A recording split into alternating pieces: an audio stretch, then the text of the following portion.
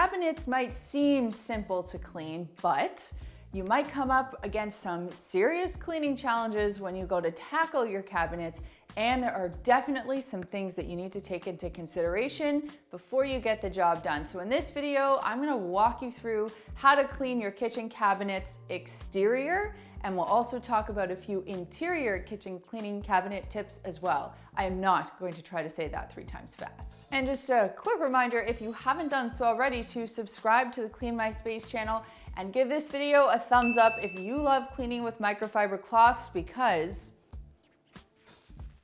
we have some new colors in the mix. Yeah, I'm gonna show them to you in this video. Before we approach cleaning anything, we want to know what it is we're dealing with, whether it's an appliance or a finish or a piece of furniture. Cabinets are no different. You could have a wood cabinet, a laminate cabinet, and then you could have a wood cabinet that's not painted. Then you can have different types of finishes on the cabinet. All of that is going to contribute to how you need to tackle cleaning. While I know it sounds easy to grab something like a magic eraser to scrub all of the crap off your cabinets, I want you to stop and think twice. Magic erasers or other abrasive products or cleaning tools like heavy-duty sponges or an abrasive cleanser can actually damage the finish of your cabinet, which is something you don't want. You'll have those permanent marks that really won't be able to get rid of. So when we're approaching our cabinets, we want to make sure that we're not using any abrasive products or tools. And the other thing we want to stay away from is anything that is a solvent. In other words, anything that can dissolve a finish like paint or varnish, because that's going to lead to an uneven finish on your surface, and frankly, something that is probably difficult or maybe not possible to repair.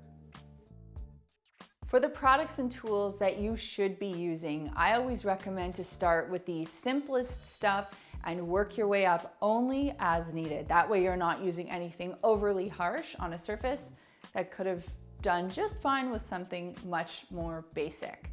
So from a tools standpoint, you want to have good quality microfiber cloths and a cleaning toothbrush, and perhaps a steam cleaner, which I'll cover off in a sec. Now for products, for general cleaning of your surface, you can use our basic all-purpose cleaner, 2 cups of water, a little squirt of dish soap, or a store-bought all-purpose cleaner that you have hanging around. For grease, stains or fingerprints, you can use something like an enzyme-based cleaner, and I'll link my favorite one for you down below that I think works really well. The reason you want to use an enzyme cleaner to deal with fingerprints or grease is because enzymes actually digest or break down grease instead of you having to apply something harsh like a solvent or do any thorough scrubbing, which are the 2 things that we know are going to ruin that finish. So enzyme cleaners are really important. You can also use something like steam to deal with grease, which I can demonstrate for you. And finally, for those points of contact, handles, pulls, doorknobs, etc., you can grab a disinfectant and make sure that you're treating those specific areas with a disinfectant. To clean the exterior of your cabinets, if there's like a little stain or mark there, you're just doing a general cleaning, this is how I would approach it. I would take a bottle of all-purpose cleaner and I would spray starting from the top, working my way to the bottom, and I'd work section by section. So this entire chunk of cabinets, I would do at once, both the top and the bottom. By the time I've done my spraying and maybe I've done 1 or 2 other things, about 5 minutes will have passed. That will be enough time for the all-purpose cleaner to sort of do its thing, work its way into any dirt, surface marks, etc. And then I can come back and give each cabinet a wipe down with a microfiber cloth using the S pattern, just working my way from the top to the bottom, making sure I get into all of the different grooves. Now, a couple of things you might want to consider doing if you do have any grooves in your panel or any fancy footwork. I don't know exactly the design term for it, but to get in here every now and then, I'm not saying, 50 times a year, but I'm saying maybe once or twice a year, you can use a cleaning toothbrush just to clean out any dirt, grease, anything that's sort of built up. When I do heavy duty move in, move out cleans, that's often something that makes a really big difference. Kitchen cabinets also feature one of our favorite topics of late, points of contact. So what you would want to consider as well is to simply spray this area with a disinfectant or you can use a disinfecting wipe to give it a wipe down for a couple of seconds to scrub, not a couple of seconds. Sorry, you have to follow package instructions to make sure that you're getting the maximum benefit from your disinfecting product, whatever it may be. Or you can treat it with some rubbing alcohol. But again, you have to be mindful of the type of finish and make sure that whatever disinfecting product you're using is safe for the particular finish that you have. I'd say the most difficult thing to clean off of a cabinet is grease, whether it's a greasy fingerprint or greasy splatter that's built up over time. That is going to be your biggest challenge. What you can use is an enzyme cleaner. I mentioned this earlier. I'm gonna give you a link to my favorite one down below. We also have a video on enzyme cleaners, and if you're curious, you can check that out. But you wanna spray the enzyme cleaner on the surface, and you wanna get it very wet. It should be dripping wet. Enzyme cleaners only work if the surface is wet for a few minutes, typically 2 to 5 minutes. Once that's done, you can then take your microfiber cloth and wipe. The lovely thing about enzyme cleaners is you really don't have to do any scrubbing. The product does the heavy lifting for you. And by the time the product has been wiped off, your grease should be gone. Now, if you have a steam cleaner handy, steam is really a great way to get rid of grease. So you would just load up your steamer with water, you'd plug it in, you would use the appropriate tool, nothing with scrubbing. You would just want to aim straight steam over the stain itself. You can spray it on the surface and then have a cloth handy to wipe up any residual moisture or liquid. The cabinets are going to look great. Steam is very easy, but you do need to have a steam cleaner, so the choice is yours.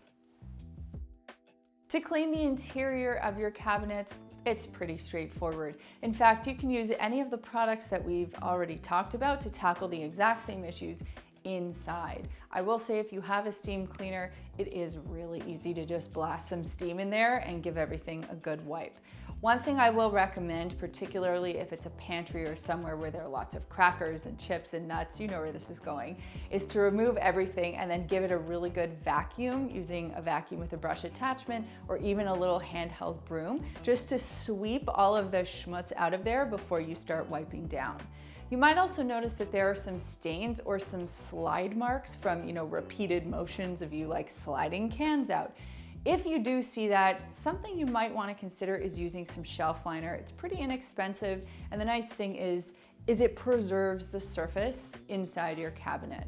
And you can get kind of fancy with it and get, pretty prints. You have fun with it, whatever you want. Now, the final thing I'll tell you about the interior cabinets is if you notice they're a little bit smelly, quick fix, just put a box of baking soda in there. It's actually a great trick for, your spice cupboard or any area where you're storing anything that it might have a bit of an off smell. It's such an easy, inexpensive fix, and it works like a charm. In last week's video, we asked you to share one thing you could do to help reduce waste in your home, and we got some fantastic comments. I love reading the comments. And the favorite from last week's video was from Cozy Tidy Home. It got 29 thumbs up, 10 comments, 10 responses, I should say. And it was, I bought a shampoo bar instead of a bottle of shampoo, and it washes my hair really great, less waste. Thanks for that comment. And let me know in the comments down below, what is the oldest, crustiest, grossest thing you have found in your cupboard or cabinet when you've cleaned it out? For longtime Clean My Space fans, we still have the taco kit. The running joke is that we have had this for mine and Chad's entire dating history. This has come with us from house to house to house. It is just a pathetic running joke at this point, but this thing, like these children on here, are probably in university by now. It's gonna fall down there. Anyway, let me know in the comments what you found, and who knows, your comment could be featured as the favorite in next week's video. I was talking quite a bit about enzyme cleaners, so if you want to learn more about them, you can check out this video right here. If you haven't done so already, make sure that you subscribe to the Clean My Space channel. Thanks so much for watching, and we'll see you next time.